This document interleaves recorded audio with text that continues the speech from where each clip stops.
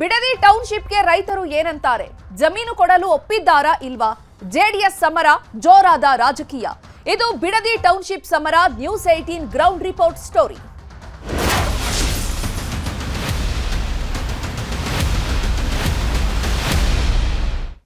Bidadi township ನಿರ್ಮಾಣಕ್ಕೆ ಸಂಬಂಧಪಟ್ಟಂತೆ ಪರ ವಿರೋಧ ಚರ್ಚೆಗಳಾಗ್ತಾ ಇದೆ.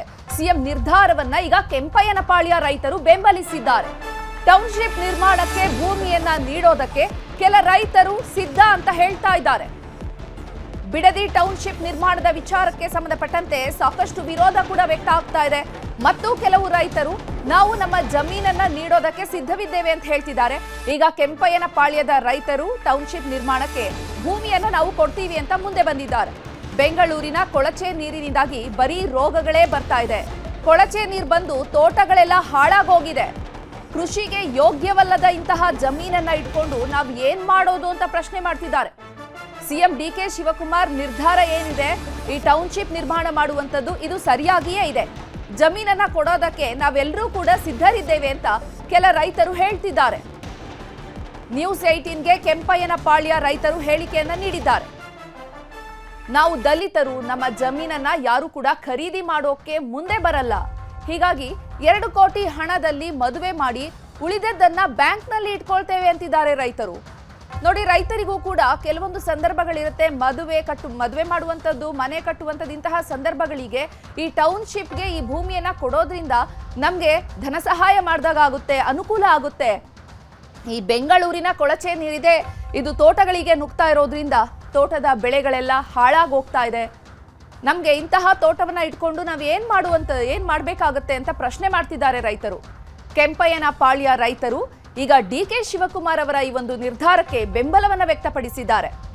ನಾವು ಸರ್ಕಾರದಿಂದ ಲಭ್ಯವಾಗುವಂತಹ 2.5 ಕೋಟಿ ಹಣ ಏನಿದೆ, ಅದರಲ್ಲಿ ಮಕ್ಕಳ ಮದುವೆ ಮಾಡ್ತೀವಿ, ಉಳಿದಂತಹ ಹಣವನ್ನ ಬ್ಯಾಂಕ್ ಅಲ್ಲಿ ಇಟ್ಕೊಂಡು ಸುಖವಾಗಿ ಜೀವನ ಮಾಡ್ತೀವಿ.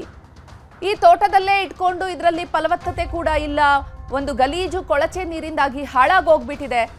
ಇದನ್ನ ಇಟ್ಕೊಂಡು ನಾವು ಏನ್ ಮಾಡೋದು ಅಂತ ಪ್ರಶ್ನೆ ಮಾಡ್ತಿದ್ದಾರೆ. ನೋಡಿ, ತೋಟವನ್ನ ಗಮನಿಸ್ತಾ ಇದ್ದೀವಿ, ಹಸಿರಾಗೆ ಇದೆ ತೋಟ, ಆದ್ರೆ ಸಾಕಷ್ಟು ಕಳೆಗಳಿಂದ ತುಂಬಿ ಹೋಗ್ಬಿಟ್ಟಿದೆ ತೋಟ. ಕೊಳಚೆ ನೀರು ಬರ್ತಾ ಇರುವಂತಹ ಅದು ಜಾಗ ಏನಿದೆ ಅದನ್ನ ಕೂಡ ತೋರಿಸ್ತಿದ್ದಾರೆ. ಇಂತಹ ಜಮೀನಲ್ಲಿ ನಾವು ಕೃಷಿ ಮಾಡ್ಲಿಕ್ಕೆ ಆಗೋದಿಲ್ಲ. ಇಂತಹ ಜಮೀನು ಇಟ್ಕೊಂಡು ಏನ್ ಮಾಡೋದು ಅಂತ ಕೆಂಪಯ್ಯನಪಾಳ್ಯ ರೈತರು ಹೇಳ್ತಿದ್ದಾರೆ. ಸಿಎಂಗೆ ಬೆಂಬಲ ವ್ಯಕ್ತಪಡಿಸಿದ್ದಾರೆ.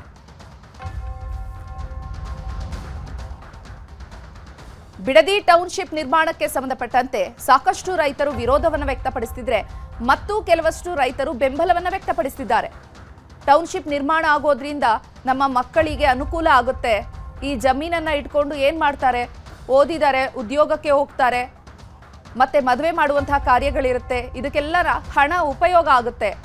ಆದರೆ ಈ ಜಮೀನಿನಲ್ಲಿ ಅಂತ ಬೆಳೆ ಬರ್ತಾ ಇಲ್ಲ. ನಮಗೆ ಸಂಪೂರ್ಣವಾಗಿ ಭೂಮಿ ಹಾಳಾಗಿ ಹೋಗ್ಬಿಟ್ಟಿದೆ. ಯಾಕೆ ಅಂತ ಅಂದ್ರೆ ಬೆಂಗಳೂರಿನಿಂದ ಬರುವಂತಹ ಕೊಳಚೆ ನೀರು ಅವರ ತೋಟಗಳಿಗೆ ಹೋಗ್ತಾ ಇದೆಯಂತೆ. ಇದರಿಂದಾಗಿ ಬೆಳೆ ಎಲ್ಲ ಹಾಳಾಗಿದೆ. ನೋಡಿ, ವಿಜುವಲ್ಸ್ ಅಲ್ಲಿ ಗಮನಿಸ್ತಾ ಇದೀವಿ. ಅವರ ತೋಟವನ್ನ ಕೂಡ ತೋರಿಸ್ತಿದ್ದಾರೆ ರೈತರು. ಇದರಿಂದಾಗಿ ಈ ತೋಟ ಇಟ್ಕೊಂಡು ಏನ್ ಮಾಡೋದು, 1 ಎಕರೆಗೆ 2.5 ಕೋಟಿ ಹಣ ಕೊಡ್ತಾರೆ, ಅದು ನಮಗೆ ಸಾಕಷ್ಟು ಅನುಕೂಲ ಆಗುತ್ತೆ ಅಂತ ಹೇಳ್ತಿದ್ದಾರೆ. ಕೆಂಪಯ್ಯನಪಾಳ್ಯ ರೈತರು ಸಿಎಂಗೆ ಬೆಂಬಲವನ್ನ ವ್ಯಕ್ತಪಡಿಸಿದ್ದಾರೆ. ಮತ್ತೊಂದು ಕಡೆ ಪ್ರತಿಭಟನೆಯನ್ನ ನಡೆಸಲಿಕ್ಕೆ ಕೂಡ ಮುಂದಾಗಿದ್ದಾರೆ ಕನ್ನಡ ಪರ ಸಂಘಟನೆಗಳು, ರೈತ ಸಂಘಟನೆಗಳು, ಜೆಡಿಎಸ್ ಮತ್ತು ಬಿಜೆಪಿ ಕೂಡ ಆ ಪ್ರತಿಭಟನೆಗೆ ಮುಂದಾಗಿರುವಂತಹ ರೈತರಿಗೆ ಬೆಂಬಲವನ್ನ ವ್ಯಕ್ತಪಡಿಸುತ್ತಿದ್ದಾರೆ. ಇಂತಹ ವಿರೋಧ ಪರಗಳ ಚರ್ಚೆ ಜೋರಾಗ್ತಾನೆ ಇದೆ ದಿನದಿಂದ ದಿನಕ್ಕೆ.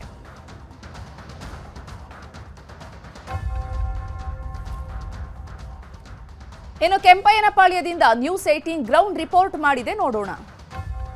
ಬಿಡದಿ ಟೌನ್ಶಿಪ್ ನಿರ್ಮಾಣ ವಿಚಾರಕ್ಕೆ ಸಂಬಂಧಪಟ್ಟಂತೆ ಈಗಾಗಲೇ ರಾಜ್ಯ ಸರ್ಕಾರ ಅಂತಿಮ ಅಧಿಸೂಚನೆಯನ್ನು ಹೊರಡಿಸಿದೆ. ಡಿ ಕೆ ಶಿವಕುಮಾರ್ ಅವರ ನಿಲುವನ್ನು ಬೆಂಬಲಿಸಿರ್ತಕ್ಕಂಥ ಕೆಲ ರೈತರು ಇದ್ದಾರೆ, ಅವ್ರನ್ನ ಮಾತನಾಡಿಸ್ತಾ ಹೋಗ್ತೀನಿ.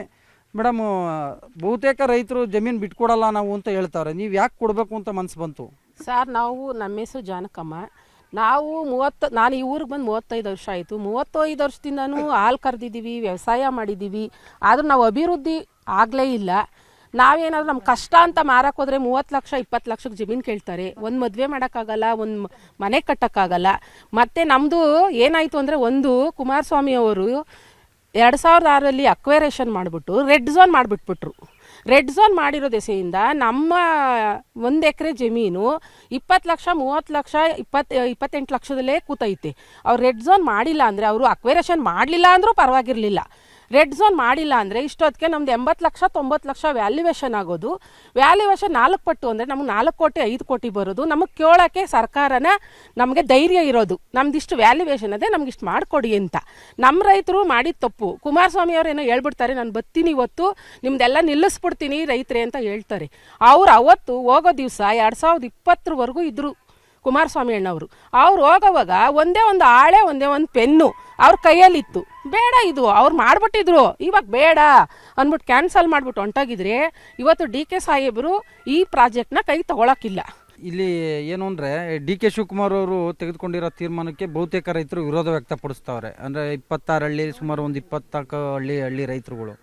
ಈಗ ನೀವು ಇಲ್ಲಿ ಬೆಂಬಲಿಸ್ತಾ ಇದ್ದೀರಾ, ನಾವಿಲ್ಲೇ ಹುಟ್ಟು ಇಲ್ಲೇ ಬೆಳೆದಿದ್ದೀವಿ, ಊರನ್ನ ಹೆಂಗೆ ಬಿಟ್ಕೊಡೋದು, ಊರನ್ನ ಖಾಲಿ ಆಗ್ತೈತೆ, ಅವ್ರು ಕೂಡ ಸೈಟ್ಗಳು ನಮಗೆ ಸಾಕಾಗ್ತವ ಅಂತ ಈ ನಿಟ್ಟಲ್ಲಿ ನಿಮ್ಮ ರೈತ ಸಹೋದ್ಯೋಗಿಗಳು ಮಾತಾಡ್ತಾರೆ.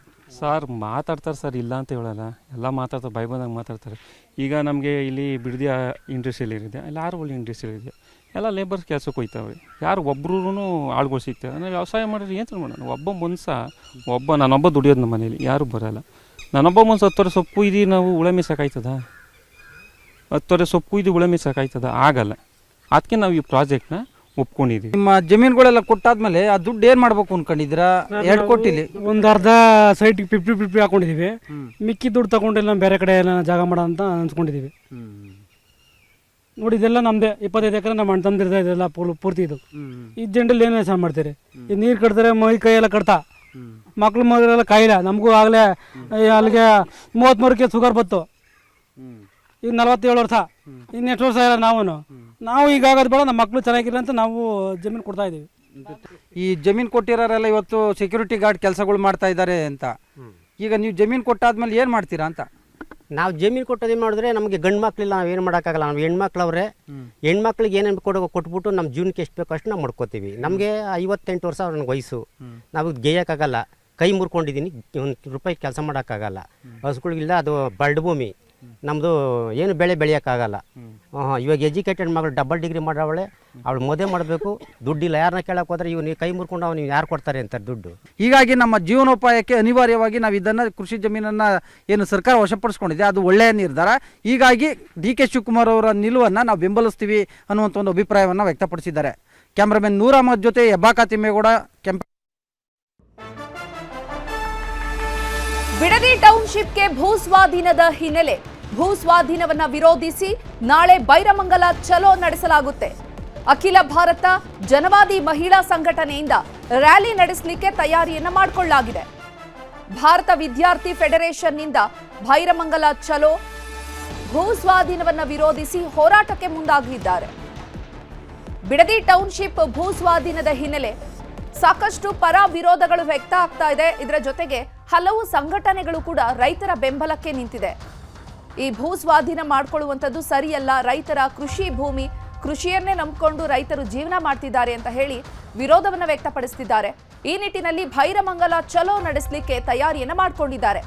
ಅದರಲ್ಲಿ ಪ್ರಮುಖವಾಗಿ ಅಖಿಲ ಭಾರತ ಜನವಾದಿ ಮಹಿಳಾ ಸಂಘಟನೆಯಿಂದ ರ್ಯಾಲಿಯನ್ನ ಹಮ್ಮಿಕೊಳ್ಳಲಾಗಿದೆ. ಭಾರತ ವಿದ್ಯಾರ್ಥಿ ಫೆಡರೇಷನ್ ಕೂಡ ಇದಕ್ಕೆ ಬೆಂಬಲವನ್ನ ನೀಡ್ತಾ ಇದೆ. ಬೈರಮಂಗಲ ಚಲೋ ರ್ಯಾಲಿಯಲ್ಲಿ ಭಾಗಿಯಾಗ್ತಿದ್ದಾರೆ. ಭೂ ಸ್ವಾಧೀನ ಮಾಡುವಂತದ್ದನ್ನ ವಿರೋಧಿಸಿ ಹೋರಾಟಕ್ಕೆ ಮುಂದಾಗಿದ್ದಾರೆ. ಬಿಡದಿ ಟೌನ್ಶಿಪ್ ನಿರ್ಮಾಣಕ್ಕೆ ವಿರೋಧ ವ್ಯಕ್ತ ಆಗ್ತಾ ಇದೆ. ಟೌನ್ಶಿಪ್ ಅನ್ನ ವಿರೋಧಿಸಿ ರಾಹುಲ್ಗೆ ಪತ್ರವನ್ನ ಬರೆಯಲಾಗಿದೆ. ರಾಹುಲ್ ಗಾಂಧಿಗೆ BY ವಿಜಯೇಂದ್ರ ಪತ್ರ ಬರೆದಿದ್ದಾರೆ.